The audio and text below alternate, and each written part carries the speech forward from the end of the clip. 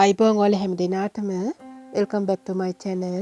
So today I would like to share with you how to make this beautiful blouse. ඉතින් රැඳිලා ඉන්න video එක අවසන් වෙනතුරු ඔයාලටත් පුළුවන් කොහොමද මේ ලස්සන blouse එක නිර්මාණය කරගන්නේ කියලා ඉගෙන ගන්න. ඉතින් රැඳිලා ඉන්න වීඩියෝ එක අවසන් වෙනතුරු ඉතින් මේ සඳහා මම අද පාවිච්චි කරන්නේ මද බුරුල්ලක් සහිත basic block එක.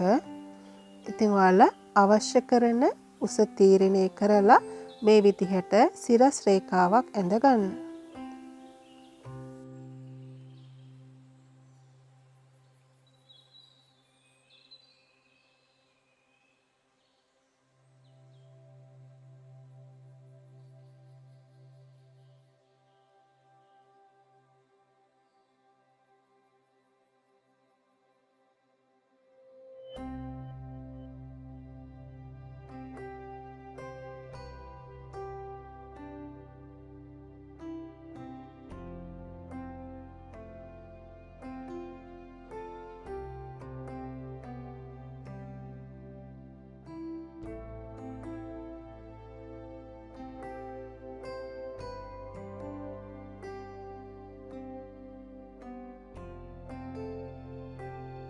blouse එකේ උස විදිහට මම අඟල් 23ක් ගන්නවා. ඉතින් ඔයාලට ඒක වෙනස් කරගන්න පුළුවන්.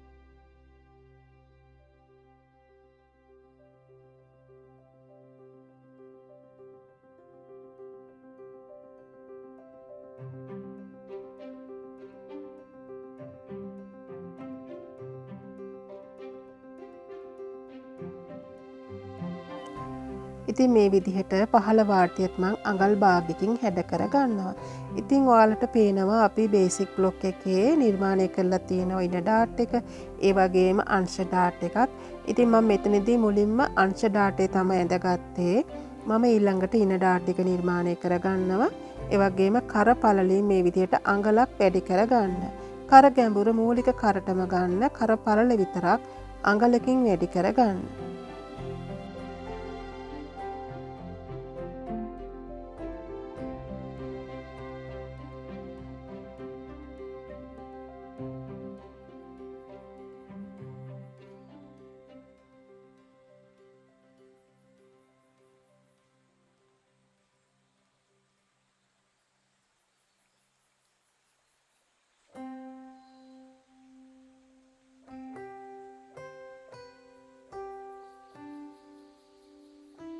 දැන් මම මේ විදිහට ඉන ඩාට්යත් ඇඳ ගන්නවා.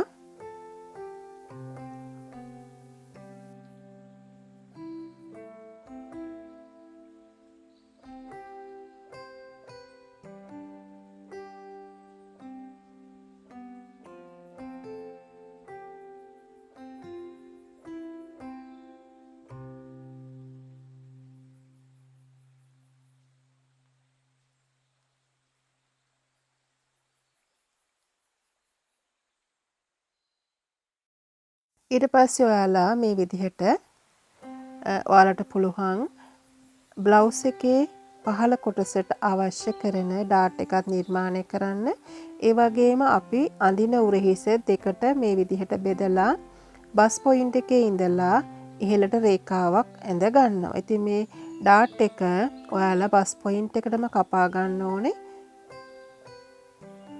ඉතින් මේ විදිහට මම මුලින්ම මගේ අංශ ඩාටේ කපා ගත්තා. ඊට පස්සේ මම ඒක වහ ගන්නවා.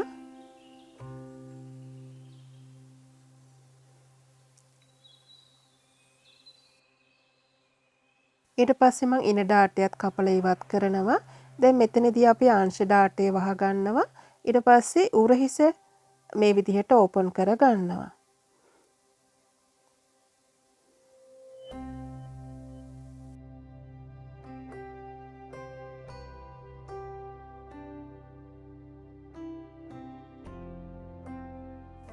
ඉතින් මේ විදිහට අපි ඉන පහලිනුත් අඟල් භාගයක් හැඩ කරගන්න. ඉතින් ඔයාලට පේනවා අංශ ඩාටේ අගය මම උරහිසට තමයි දීලා තියෙන්නේ. මෙතනදී අපි වහලා තියෙනවා. ඊට පස්සේ අපිට අවශ්‍ය කරන පහළ අපේ blouse එකේ මේ පහළ කොටසටත් ඉන ඩාටේ ඇඳගෙන එකත් කපලා ඉවත් කරගන්න. ඉතින් පහළට මම මේ විදිහට නැවත වාටිය දක්වා රේඛාවක් ඇඳගත්තා. ඉතින් ඔයාලට ඉන ඩාටේ ලකුණු කරනකොට මේක එකවරම කරගන්න පුළුවන්. ඉතින් මම මේ විදිහට වෙන වෙනම කරගත්තට ඔයාලට එකවරම මේ විදිහට ඇඳගෙන කපා ගන්න පුළුවන්. දැන් මම මේ විදිහට මේ පළු දෙක එකට හිටින්නට වෙන වෙනම අලව ගන්න. ඔයාලට පේනවා වම දකුණ කියලා ගත්තොත් එහෙම අපි මේ සෙට් ෆ්‍රන්ට් එකේ මේ පෙරමැද කොටසත් ඒ වගේම අංශයේ පැත්තත් වෙන වෙනම තමයි අලවගෙන තියෙන්නේ. එතකොට අපි මේක මහලා ඉවර වෙනකොට මෙන්න මේ විදිහට තමයි උරහිසෙන් මේක සම්බන්ධ වෙන්නේ. ඊට කලින් අපි තීරණය කරන්න ඕන අපේ ඉදිරිපස රපල් කොටසට අපි කීයක් ගන්නවද කියලා. ඉතින් ඉදිරිපසත් පිටිපසත් එකම එක උස්සට ගන්න නිසා අපිට ප්‍රශ්නයක් නැහැ. මං උස්සට ගන්නේ අඟල් 13ක්. ඉතින් මේ විදිහට මම අඟල් 3ක් පල්ල රපල් කොටසක් තමයි නිර්මාණය කරගන්නේ. ඒ නිසා මම මේ විදිහට අඟල් 3ක් ඉහළින් ලකුණු කරගෙන තියෙනවා.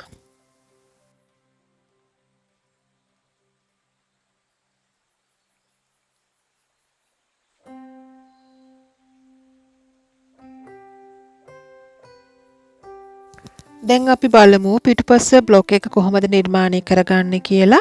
ඉතින් ඉස්සරහට වගේම අඟල් 23ක් උසට අරගෙන ඉන ඩාටය දාලා ඊට පස්සේ අපි ඒක කපා ගන්නවා.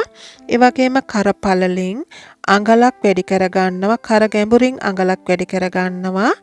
පිටුපස්ස අපි පුංචි විවරයක් දා ගන්නවා ලූප් එකකුයි බටන් එකකුයි එක්ක.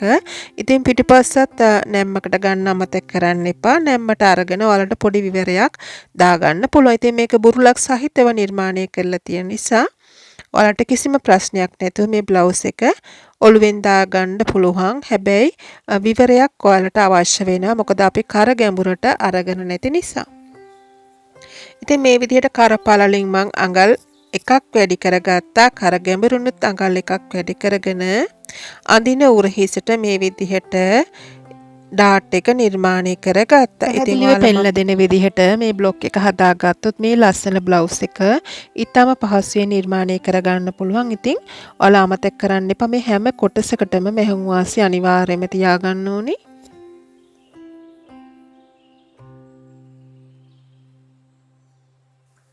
දැන් අපි බලමු අපේ පිටුපසට අවශ්‍ය කරන රබල් කොටසෙත් උස අඟල් 13ම නිසා ඉස්සරහයි පිටුපසයි එක වගේම නිසා අපි මෙන්න මේ කොටස එක සමානව අරගෙන මේ ලස්සන රපල් කොටස නිර්මාණය කරගන්නේ කොහොමද කියලා. ඉතින් මේ වගේම තව කොටසක් ඔයාලා කපලා දෙක එකට අලවගෙන ඊට පස්සේ ඒක අපි තීරු වලට වෙන් කරලා ස්ලෑෂ් කරලා වෙනත් කොලයක් මත අලව ගන්නවා. ඉතින් ඔයාලට මේ අවස්ථාවේදී පුළුවන් රෙද්ද මත එකවරම එක ස්ලෑෂ් කරගත්තට පස්සේ අලව ගන්න, පින් කරගන්න.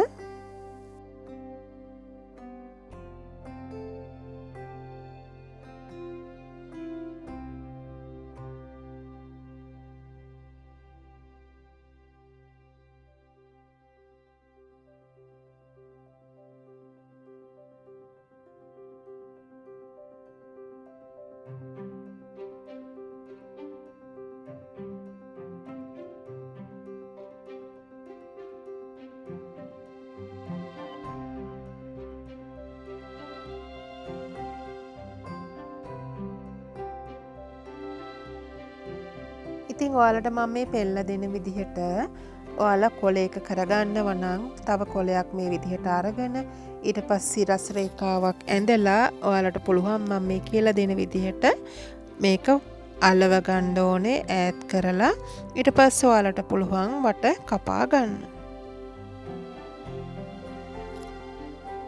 ඉතින් අමතක කරන්න එපා මේ වගේ දෙකක් ඔයාලට අවශ්‍ය වෙන. ඉතින් ඔයාලා ලයිනින් එහෙම දානවා නම් මේකෙන් 4ක් කපා ගන්න වෙනවා. වාටි මහලා මේ රපල් කොටස හදා ගන්නව නම් දෙකක් කපා ගත්තාම ඇති.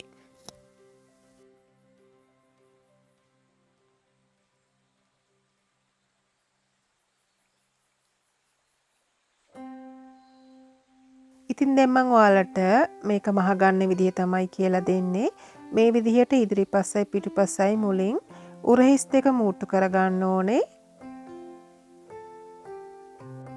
ඉතින් අනිවාර්යයෙන්ම මේ හැම කොටසකටම මෙහුම් වාසි පිළිවෙලින් තියාගන්න ඕනේ. ඊපස්සේ ඔයාලට පුළුවන් රපල් කොටසත් ඔයාලට වාටි මහගෙන මේ විදිහට අල්ලගන්න. ඉතින් මුලින් එක පැත්තක් අල්ලගෙන අනිත් පැත්ත ඊට පස්සේ අල්ලගන්න පුළුවන්. ඉතින් මේ විදිහට තමයි මේක මහගත්තාම තියෙන්නේ. ඉතින් ඔයාලට පේන මම මේකෙන් භාගයක් නිර්මාණය කරලා තියෙන. ඉතින් ලස්සනට තියෙනවා. අපි බලමු අත් කොටස කොහොමද නිර්මාණය කරගන්නේ කියලා. ඉතින් ඔයාලට බේසික් බ්ලොක් එකක් අතක් දැන් හදාගන්න දන්නවනේ.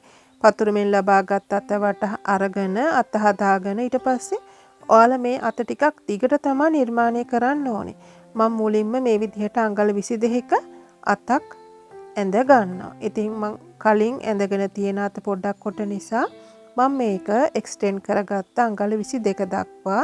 ඊට පස්සේ මේක අපි මේ විදිහට ඉදිරිපස්ස පිටපස්ස කියලා මුලින් නම් කරගන්නවා. ඊට පස්සේ බලන්න අපි මොනවාද කරගත යුතු වෙනස්කම් කියලා. ඉතින් ඔයාලට මේ බෙල් හැඩේ තියෙන කොටස නිර්මාණය කරන්න කලින් මුලින් ඔයාලා අතේ ඉහළ කොටසේ උස තීරණය කරලා මේ විදිහට ගන්නවා. ඊට පස්සේ අපේ අත වට තියෙනවනේ ඒක දෙකට බෙදලා නැවතත් මේ විදිහට දෙපැත්තෙන් ලකුණු කර ගන්නවා. ඉතින් ඔයාලට 2 දාවේ 3 දාවේ කියලා ඔයාලා තීරණය කරලා මේ විදිහට වට ඇඳ ගන්නවා. ඊට පස්සේ මේ අත ඔයාලට පේනවා ටිකක් සාමාන්‍ය අතකට වඩා දිගයි. දැන් අපිට පුළුවන් මෙන්න මෙතන ඉඳලා අඟල් 2ක් හෝ 3ක් ඔයාලට තව මේක දික් කරගන්න. මෙන්න මේ විදිහට දික් කරගන්න පුළුවන්. ඉතින් සම්පූර්ණ අතේ දිග ඔයාලට එතකොට අඟල් 24ක් හෝ 25ක් ගන්න පුළුවන්. ඉතින් මේ මෝස්තරයට අනුව මේ විදිහට දික් වෙනවා. ඉතින් ඔයාලා බලන්න මේ විදිහට මුලින් වට කපා ගන්නවා. ඊට පස්සේ අපි මේක තීරු වලට වෙන් කරලා ස්ලෑෂ් කරලා ඔයාලට පුළුවන් මුලින්ම මේ අත් කොටස ඔයාලගේ බ්ලවුස් එකේ අත් කට වටේම මහලා අංශ මහලා ඊට පස්සේ තමයි ඔයාලට මේ අත පහළ කොටස මේකට අල්ල ගන්න වෙන්නේ. ඉතින් මේ මෝස්තරේ අනුව ඔයාලා එහෙම නිර්මාණය කරනකොට තමයි ලස්සන ෆිනිෂින් එකක් ලබා ගන්න පුළුවන්. ඉතින් මේ විදිහට ස්ලෑෂ් කරලා ඔයාලට පුළුවන් රෙද්ද මත තියලා මේක හදාගන්න. ඉතින් මම මේ විදිහට කොලයක් මත තමයි තියලා හදාගන්නේ.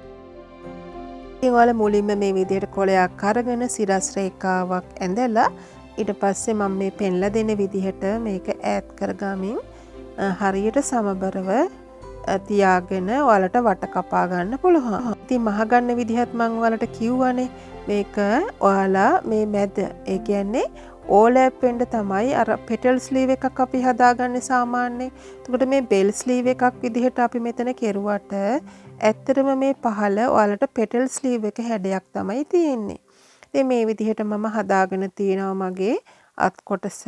දැන් ඔයාලා මෙතන ලකුණු කර ගන්න ඕන ඔයාලගේ අතවට දෙකට බෙදලා එන සංඛ්‍යාව ලකුණු කරලා මෙන්න මේ විදිහට ඔයාලා ඕලැප් වෙන්න තියලා මේක මහ ගන්න ඕනේ.